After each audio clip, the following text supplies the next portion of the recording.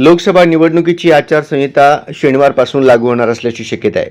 त्या अनुषंगाने जिल्हा प्रशासनाने नेमलेली 46 भरारी पथके व जिल्ह्याच्या सीमेवर नेमलेली 52 पथके शनिवारपासूनच जिल्ह्यात येणाऱ्या वाहनांची तपासणी सुरू करतील. मतदान केंद्रे, संवेदनशील केंद्रे निश्चित झाली असून निवडणुकीच्या अनुषंगाने प्रशासकीय तयारी पूर्ण झाली आहे. सोलापूर जिल्ह्यात यंदा लोकसभा निवडणुकीसाठी 35,78,972 मतदार आहेत. मतदानाची टक्केवारी वाढावी, ईव्हीएम बाबतचे गैरसमज दूर व्हावेत, ज्यांना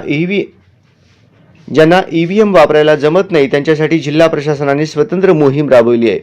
आता जिल्ह्यात 4,800 कंट्रोल युनिट मशीन तयार असून एकूण मतदान केंद्राच्या 25% जादा मशीन देण्यात आल्या आहेत.